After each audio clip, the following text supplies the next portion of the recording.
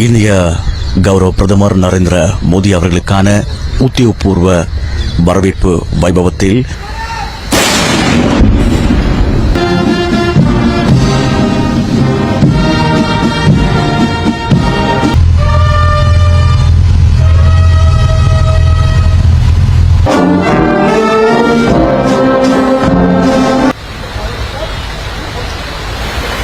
மரியாதை அணிவகுப்பு இடம்பெறும்.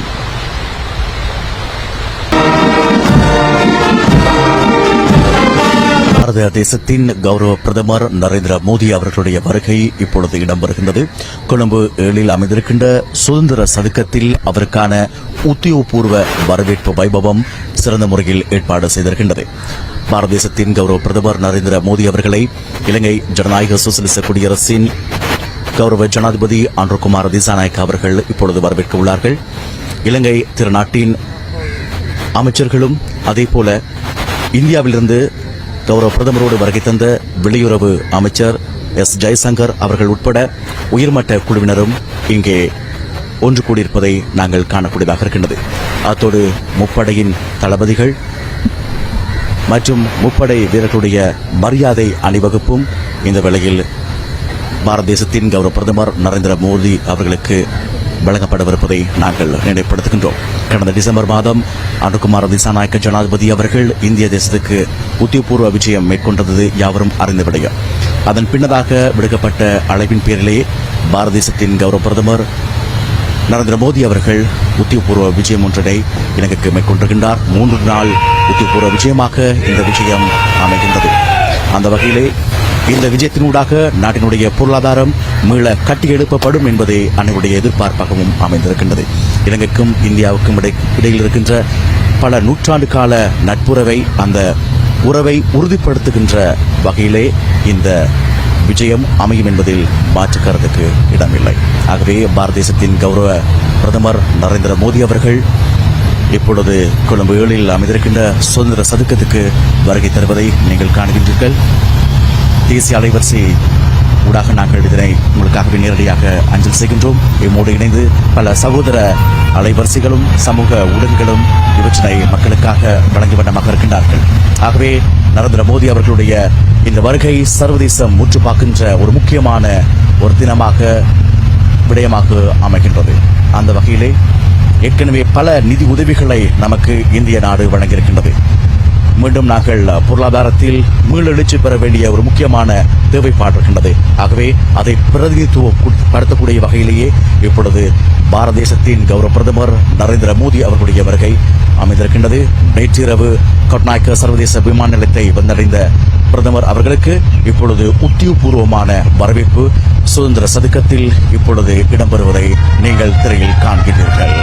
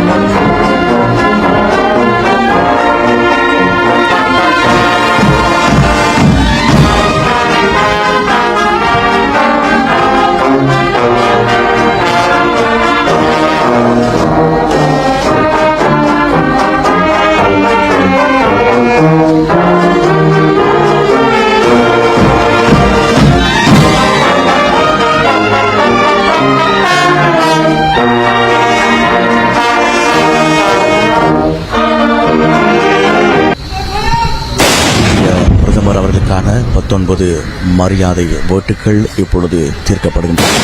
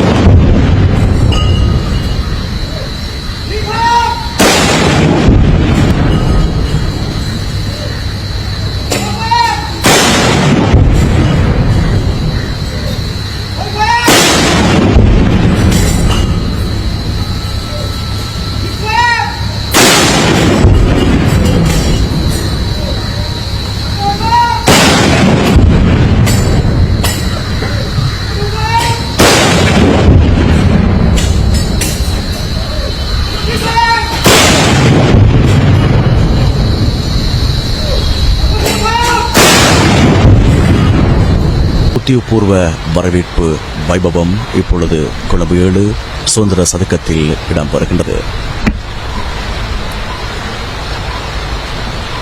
மரியாதை வேட்டுகள் தீர்க்கப்பட்டன. இதனைத் தொடர்ந்து மரியாதை அணிவகுப்பு இடம்பெறும்.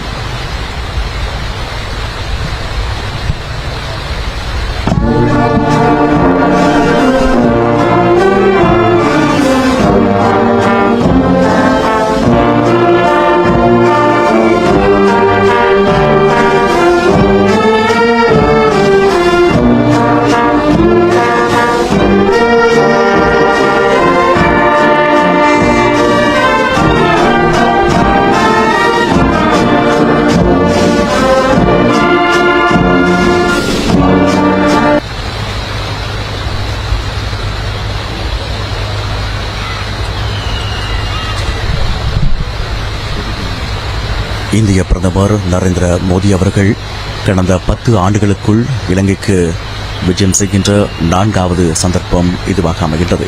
3 நாள் உத்தியோகபூர்வ விஜயம் மேற்கொண்டு இந்திய பிரதமர் கௌரவ நரேந்திர மோடி அவர்கள் இம்முறை இலங்கைக்கு உத்தியோகபூர்வ விஜயம் மேற்கொண்டுள்ளார்கள்.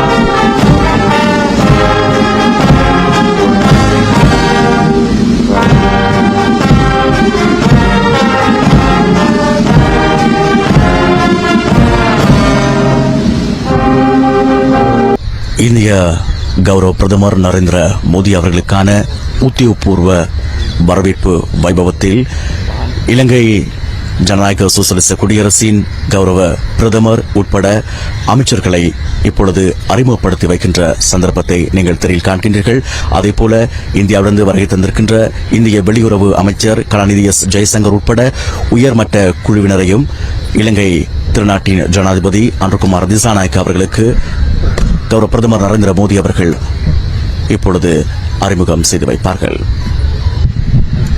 பாதுகாப்பு, சுகாதாரம், எரிசக்தி, டிஜிட்டல் பொருளாதாரம் என்கின்ற பல அமைப்புகளை கொண்ட இருதரப்பு ஒப்பந்தங்கள் பலவற்றில் இந்திய கௌரவ பிரதமர் நரேந்திர மோடி அவர்கள் கைச்சாத்திட உள்ளார்கள்.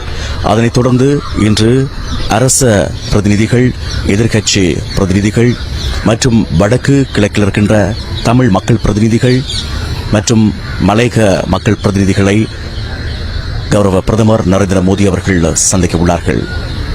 விசேடமாக நாட்டினுடைய பொருளாதார மீளெழுச்சிக்கு உதயமாக்கும் ஒரு சந்தர்ப்பமாக இந்த விஜயம் அமைந்திருக்கின்றது.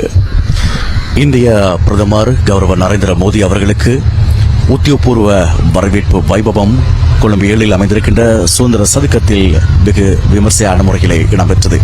ராணுவ மரியாதை அவருக்காக வழங்கப்பட்டது. இம்முறை இலங்கைக்கு வரை தந்திருக்கின்ற நரேந்திர மோடி அவர்களுடைய இந்த விஜயத்தின் ஊடாக நாட்டிலே பொருளாதார மீளெழுச்சி எழும் என்கின்ற ஒரு எதிர்பார்ப்பு அனைவர் மத்தியிலுமே எழுகின்றது. ஆகவே கொரோனா பெருந்தொற்று பொருளாதார சிக்கலுக்கு நமக்கு கரம் கொடுத்த இந்திய நாட்டுக்கு நாங்கள் நன்றிகள் செலுத்த நாங்கள் கடமைப்பட்டிருக்கின்றோம்.